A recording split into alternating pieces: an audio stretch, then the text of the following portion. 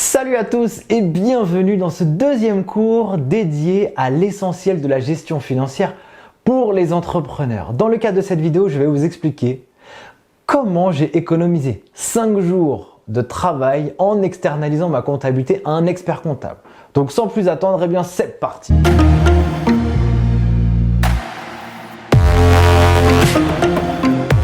Alors il y a un truc qui est clair. La majeure partie et la quasi-totalité des entrepreneurs ont peur de la comptabilité. Trop compliqué, trop dur. Même certains ils vont vous dire que c'est inaccessible. Alors moi j'irai pas jusque là. En même temps, j'ai un petit temps d'avance parce que j'ai suivi la filière expertise comptable. J'ai été responsable financier dans les entreprises, j'ai fait de la comptabilité, du contrôle de gestion et depuis 5 ans je suis entrepreneur justement pour former les gens à la finance, à la comptabilité. Donc du coup, lorsque j'ai créé ma première start-up il y a 5 ans, la première chose que j'ai fait, c'est que naturellement, j'ai internalisé la comptabilité. Au début, on était 2 sur le projet, donc tout allait bien. Nous faisions les héros. On bossait sur le commerce, le marketing, le développement de formation, le développement de produits, la comptabilité, la finance, évidemment. Sauf qu'à un moment donné, il y avait plus de clients. On a ouvert plus de centres de formation. On avait plus de travail. On a embauché des salariés, on a accéléré le tempo et objectivement, à mon échelle, je commençais à voir mes tâches de travail qui étaient plus hautes que la propre taille de moi-même en fait.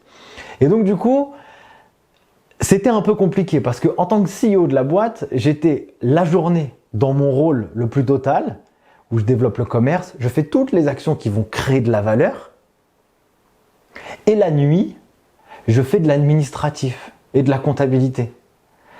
La TVA, je tiens les comptes, je cherche les factures partout, je fais des relances clients, je fais des factures, on travaille le social.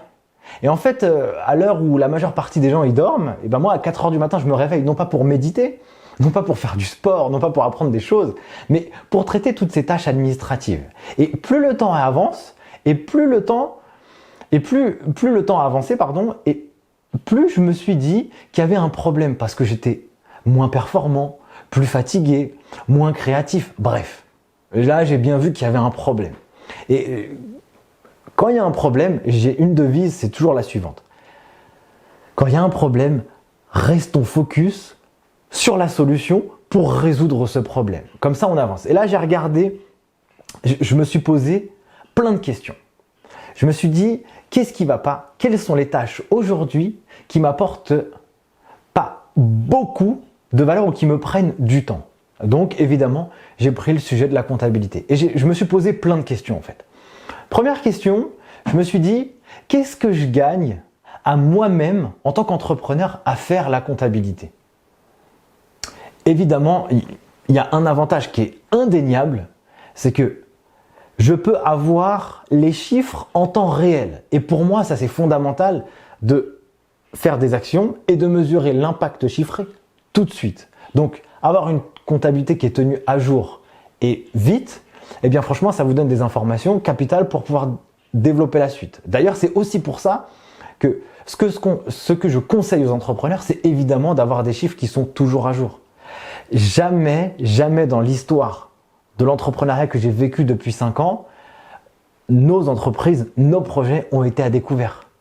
Jamais dans ces 5 années, nous avons fait appel à des emprunts bancaires, à des découvertes pour combler des déficits. Jamais, parce que la vision chiffrée est très précise.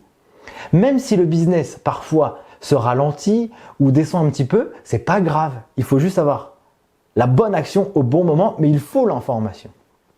Donc, faire la compta en temps réel, ça donne des infos capitales. Ok, ça c'est ce que je gagnais indéniablement à faire ce job, moi-même. Donc j'ai essayé de réfléchir non pas en répondant à 1000 questions ou apportant 1000 réponses, juste une ou deux. Deuxième question que je me suis posée, qu'est-ce que ça me coûte à l'époque de sous-traiter la comptabilité à un cabinet? Alors j'ai réfléchi, ça me coûte 450 € par mois. En fait, au fond, c'est pas énorme. Et moi, je réfléchis toujours à quelque chose. Et j'ai une phrase, elle est fondamentale. En tant qu'entrepreneur, ne réfléchissez pas à combien ça coûte, réfléchissez à combien ça rapporte. Et donc je me suis posé une autre question. À combien j'évalue mon temps et une journée de travail en tant que CEO de la boîte? Au moins 10 fois plus en phase 1 du projet qu'on avait créé au début. Donc imaginez-vous, 450 € par mois d'honoraires d'expertise comptable. Et moi, quand j'évalue le temps sur l'impact de l'entreprise, c'est au moins 10 fois plus en phase 1. Et donc du coup, mon équation, elle a été rapide en fait.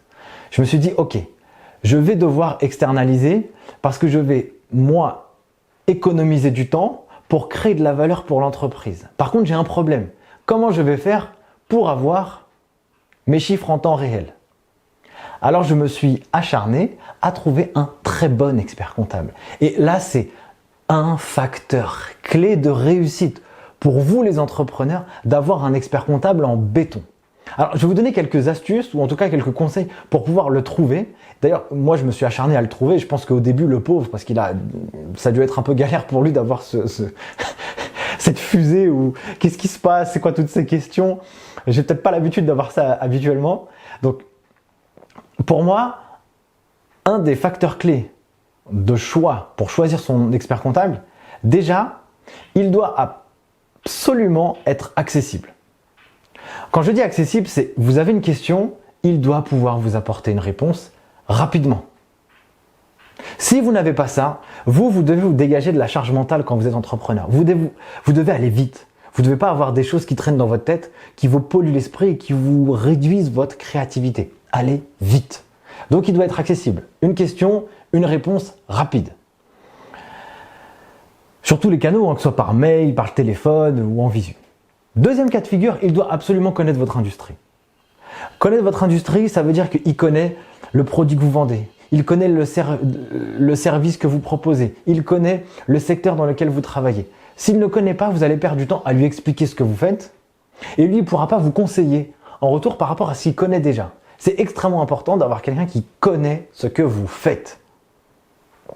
Troisième élément, l'expert comptable, il doit être digital. Quand je dis digital, c'est un peu drôle, mais enfin, je sais pas si c'est drôle en fait, mais en tout cas, quand je dis digital, c'est que vous devez pouvoir avoir accès à lui par téléphone, par mail, par visioconférence, mais aussi, il doit être dans la dématérialisation des pièces comptables. Vous ne pouvez pas, vous, en tant qu'entrepreneur, faire une enveloppe où vous allez mettre tous vos tickets, vos factures, lui envoyer, ensuite il va vous envoyer un message, il me manque 3 tickets, et vous ne savez pas où est-ce que vous les avez mis, ça c'est pas possible. Vous devez pouvoir lui fournir un accès où lui, donc dématérialisé sur Google Drive ou Dropbox, sur lequel lui va pouvoir venir chercher vos pièces comptables. Comme ça, vous, finalement, votre enveloppe, c'est un fichier numérique sur Internet. Et donc, c'est plus rapide et plus facile. Perso, avec mon expert comptable, j'utilise Dropbox. Autre élément, quatrième point, votre expert comptable, il doit absolument vous conseiller. Sur la partie comptable, sur la partie fiscale, sur la partie juridique, sur la partie sociale.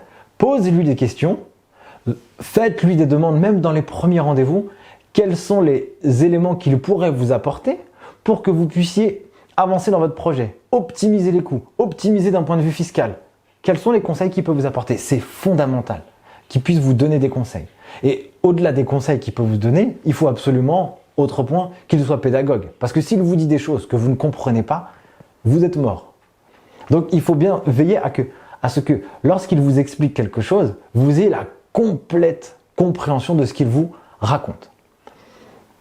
Autre élément, l'expert comptable doit être un gestionnaire hors pair. Alors, je ne vais pas me faire que des copains, mais tous les experts, le but d'un expert comptable, le vrai but d'un expert comptable, c'est d'être votre partenaire financier, votre bras droit sur la partie finance. Voilà. Donc, bras droit, ça veut dire qu'il a une haute place dans votre activité. Mais trop d'experts comptables se contentent uniquement de produire les comptes. Sortir votre comptabilité, balancer votre liasse. Non, il faut qu'il soit un gestionnaire hors pair. Il doit vous apporter des analyses sur votre business. Et vous, vous devez avoir cette capacité à analyser financièrement votre business. Et c'est extrêmement intéressant d'avoir cet effet miroir. Il vous parle, vous le comprenez. Indispensable. Il vous apporte des éléments sur votre business, vous êtes capable de challenger ce qu'il vous dit.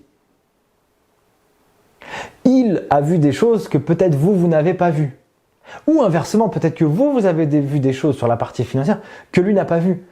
Vous devez avoir un gestionnaire hors pair avec vous. C'est très important. Et plus il connaît votre industrie, et plus il pourra vous donner des actions et des conseils sur la partie chiffrée, financière de votre industrie. Autre élément, vous devez absolument avoir un coup de cœur envers votre expert comptable. En fait, imaginez que vous allez confier à un inconnu dans la rue votre compte bancaire, ou en tout cas lui montrer votre relevé bancaire tous les mois, sans que vous le connaissiez. Non, c'est pas possible. En fait, vous devez avoir un minimum confiance en lui. En fait, il doit avoir un vrai fit humain, une vraie relation de confiance. L'expert comptable, ça doit être ça. En fait, il faut que vous arriviez à trouver chez votre expert comptable tout ce que vous aimez trouver chez les gens avec lesquels vous avez envie de travailler. Si vous ne trouvez pas ça, ça ne peut pas créer la synergie. Je le dis souvent, on a fait une formation sur la gestion financière pour entrepreneurs. C'est un parcours très avancé de plus de 12 heures de cours. Et dans ce parcours, j'explique que travailler avec des gens exceptionnels, c'est un des facteurs clés de succès dans une entreprise. Parce que plus vous allez travailler avec des gens compétents autour de votre projet d'entreprise et plus votre projet d'entreprise aura la chance de pouvoir réussir. Et ça, c'est extrêmement, mais extrêmement important. Donc voilà pour les critères de choix de l'expert comptable. Posez-lui des questions, veillez à tous ces éléments. Il y en a beaucoup qui existent et qui sont comme ça. D'ailleurs, moi je travaille avec un très bon cabinet, ils sont juste extraordinaires et du coup j'en suis hyper content. C'est aussi pour ça que je me permets de dire que externaliser la comptabilité, c'est cool. Et en fait, le travail de l'expert comptable, c'est absolument de vous faire gagner du temps. Et c'est comme ça que moi, en travaillant avec un expert comptable de qualité, j'ai pu économiser 5 jours de travail. Mais c'est pas la seule raison. C'est pas la seule raison que j'ai pu économiser 5 jours de travail. C'est que j'ai externalisé la comptabilité à quelqu'un de compétent, donc ça c'est cool et ça c'est fondamental, mais ce n'est pas la seule chose que j'ai fait. Autre chose que j'ai fait sur cette partie-là, c'est que j'ai gardé en main le contrôle de gestion. Un entrepreneur doit être un gestionnaire hors pair. C'est un des traits communs des entrepreneurs qui réussissent. Ils savent lire les chiffres, ils savent optimiser des chiffres. Ça fera aussi l'objet d'une autre vidéo dans ce parcours de formation sur les indicateurs de performance clés à analyser quand on crée sa boîte. Donc, le contrôle de gestion, je l'ai gardé parce que pour moi, les chiffres, c'est la vie. Je le vulgarise un peu comme ça. Mais en fait, les chiffres, ça ne trompe pas. Si vous réussissez, vous gagnez. Si vous ne réussissez pas, vous perdez. Donc, c'est fondamental de pouvoir garder le contrôle de gestion en interne dans l'entreprise.